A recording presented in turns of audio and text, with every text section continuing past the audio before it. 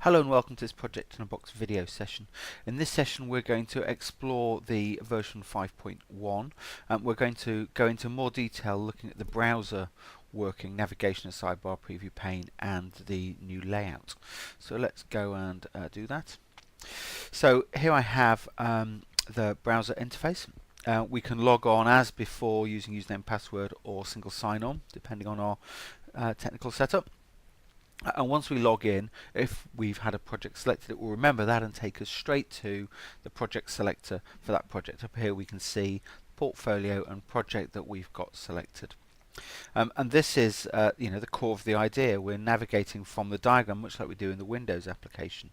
And we can click our way around here. You'll see the cursor changing when there are things that I can click on, and I can navigate the documentation process, and I can jump to bits of functionality as well. We can make these diagrams as complex or as simple as we want to, and they come in two parts. There's a sort of full navigation, which is what this is, or you can go to a hidden navigation, which is just a sidebar.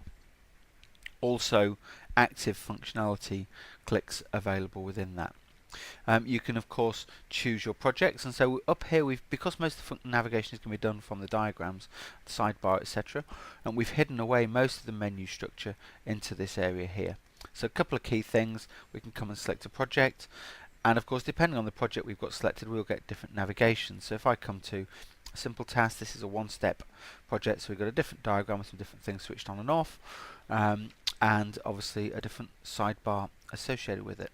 So different diagrams and context for different types of project, and that's exactly as it is throughout the Project in a Box family. So let's come and have a look at this project and explore it a bit further. This is a four-step method. We can see here, like I say, some navigation to diagrams, and in fact this is sort of delivery context. So we've got discussions, and this will bring us to the area where we might have our discussions threads, or we can come through our processes. So I can click on process 1, it'll bring me into start here, and we've got a sort of explorer type view. Obviously we can jump around within these areas as we want to. It's pretty intuitive. You don't really need training to do this. You can lay out on these diagrams the words and the instructions of how you want people to access the content. So let's click into here and work our way through the process. So we've got concept here, and that's laid out for us in the document pane. And we've in the old Explorer pane you had multiple panes all laid out and they populated as you went. Here it's reactive to where you are. So it's showing you details for the items selected in the tree. So if I come to a process, it'll offer me things relevant to that process, adding new documents, changing the order, etc. If I come in and find a document within that process, perhaps supporting information, it'll give me things about that document, adding files, adding things by drag and drop, emailing things, and we have a simple and an advanced for many of these areas. Advanced will give you the full functionality, basic will give you the most commonly used day-to-day activities, and so that again makes it easier for people to access this content. They're generally going to be using the basic simple mode for most of their interaction. So jumping around a little bit and talking about the preview pane, as you come to your files here and you select a file, obviously we now get file information. I've got preview or checkout in the simple, and in advanced it shows me all the full functionality and the history of that file as well. Back in basic though, so I get the very simple menu items up here if you like, and then an actual preview of the file. So if you're a team member finding out about the project, reading up on content, which is what a lot of the interaction will be, you don't have to take a file, download it, open it in an application. For most file types you'll get, or for most files that you'll have in your project, you will get a preview of them here. So I've got an Excel there, I've got a Word file here, and I get my preview. Obviously Word files long and down the page like that, but I can see that content as it's scrolling through. PDFs preview as well, so there's my PDF. If I've got a shortcut to a website, it'll preview that in here, and also images of course will open in here, and we also support other files like PIABXs and SPNs, etc. When you come to a file that's not previewable, because we don't have a previewer for it, we may choose to add an email previewer in time.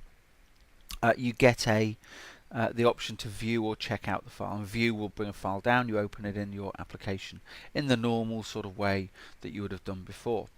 But this is about quick immediate access, and of course this means you can use it on any device you want to, because you can preview from a smartphone even though you may not have an app on that phone to view the particular items.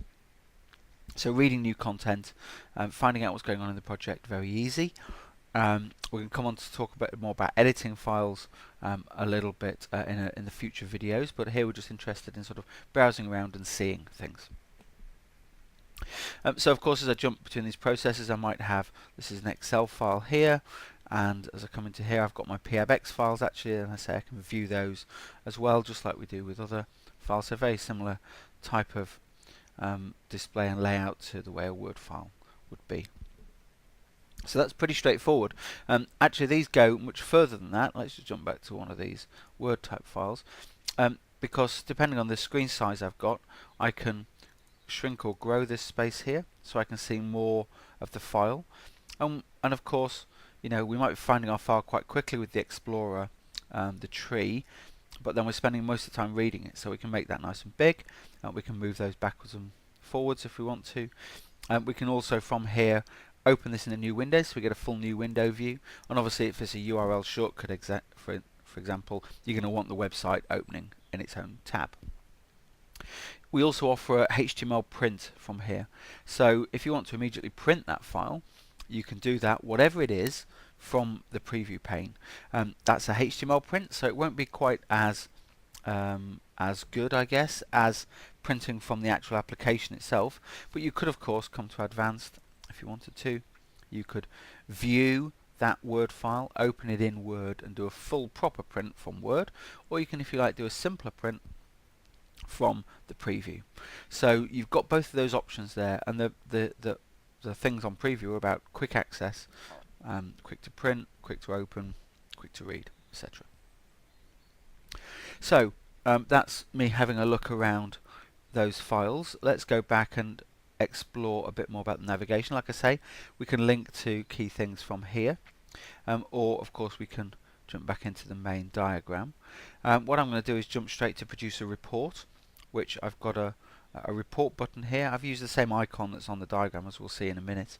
And these links to functionality which are, you know, new in this latest version. You could previously link to the documents, obviously we've slickened that up quite a lot, but links to functionality in the browser were not possible. And you can do the context links, so rather than just linking to the dashboard and choosing my report, it's linked to and run directly my favorite report. So that button will always take me to produce a project statement report. Because we're in the browser, it produces a bit like the sort of preview thing in HTML, so I can see it straight away. All the same content there.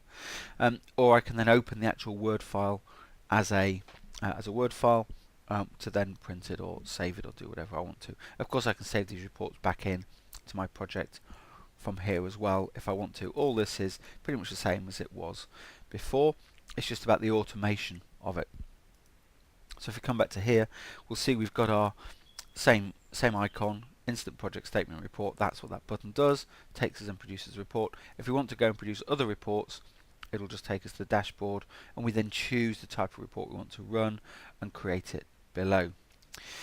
We can also from here update the information. So on our new set of methods, we have a link to the reporting content, so all the things you need to update as source files to feed your report, so you're not having to hunt around and look for them.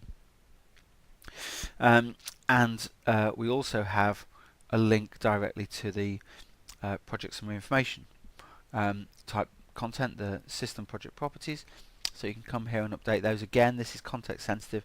It's brought me in on a particular view, named view, and I've got those properties then available for me to edit if I need to, and they're the things that are feeding, if you like, my reporting. I've got published reports here as well, so I've got an area covering reporting. Makes it nice and easy for people to engage with. Links to administration, of course, so I can jump to add new stages to the project, or take them away, or rename them, etc.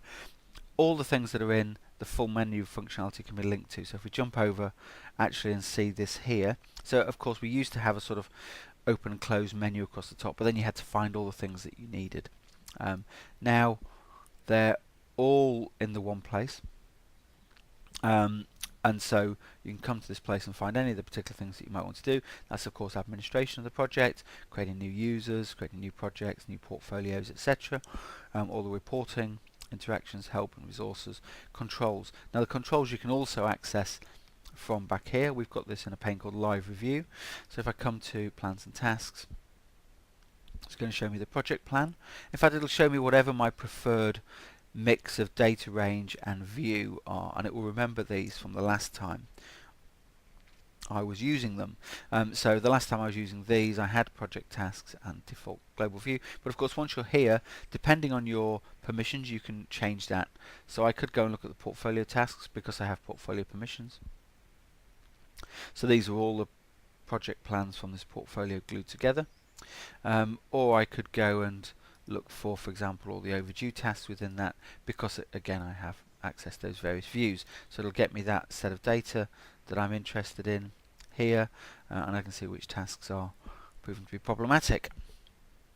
So accessing all that, is pretty straightforward, and I say the idea is that you can access it, as quickly as possible and with the least amount of interaction with other applications. So all from the browser, and of course that means that we can do this fairly nicely from any sort of device that uses the browser interface. So in fact, if I take this down quite small like that into a typical sort of phone type arrangement, it pops out the main navigation diagram at the top, and then it lays up the panes down the screen. So I get all those things in that mode instead. And of course I can then use this to go around and access some of the forms. Of course, they're going to be a bit more difficult to read on a small screen, but you can access all that if you want to, and it'll be the same interface that you were running before. So you could still choose your report, run it, publish it from your phone if you wanted to. You could check the resources or the tasks, or go and read the latest business case that's been checked in. So of course if you're receiving notifications by email, you click on the link, it'll take you to this on your smartphone, and using the preview feature you can access and read those new files straight away, not even having to have, like I say, an app to open them. So that's pretty neat. Obviously if we come back into normal mode, it comes back into a typical like I say sidebar main navigation arrangement. Just want to show you a couple of other things around these new features and the way we've laid them out. So if I come to my document again, and let's come in and choose communications. We have add file, which we've used before, and you'll be familiar with this from the Windows application as well, where you can browse to a file, get something from the template library, add an internet shortcut. In the Windows application you can drag and drop to add files, and you can do that here, but here it's actually quite an interestingly different approach. So I can, let's come to the comms one. If I use the drag and drop, okay, so I want you to notice in the tree at the background here how that's included. So I'm just going to drag my file on like that, and it's using drag and drop add only, so it's added that file there for me. Now if I'm using add only and I drag to here, it says, oh, you're not allowed to because you've already got a file of that name. Now sometimes as a project manager, people are sending you information. A supplier sends you a report about the project, and if they send it again and again, you want to add new copies of it, and you probably want to add new versions of it. So in that case we'd use the update mode, so add or update. This time when I drag it on, you'll see it's successfully checked it in, and what it's done, if we go and look at that in the background, is and actually I think this template file is empty, but we're going to look at the advanced and the history. That's what we're interested in here. You'll see it has auto checked in the second version. So somebody sends you a file with the same name, and you just drag it in here using the update mode, and it puts it in as a new version of the same file. So you're collecting that history of things as they change over time. This is great for things like site photos, and like I say, new reports from people, monthly, weekly reports. They're sending you in, you can just drag them in and include them like that. And in fact you can use this mechanism also to drag in from Outlook, which is really neat. I'm using some of these things vary by browser. I'm using Edge here, and Edge certainly allows that very nicely. So I can just grab my file out of Outlook, drag it onto here, and that's included. So we'll just close that down, and we can see here my project communications email. And of course, to see that, I'm going to have to use View, download it, it'll open back in Outlook. But it is including all of that content in my project documentation. It's all indexed for searching, etc. So this is, a really nice and neat way of interacting with your project documentation. It makes it so simple for users to work their way around. And of course, there's no need to install this. Anyone can access it if they have the address to access it, and if they have an account to access it. Okay, so we're going to stop that here, and then we're going to have another session which looks in much more detail at PIAB files and at GDPR as well. Okay, I hope you found that useful. Thank you.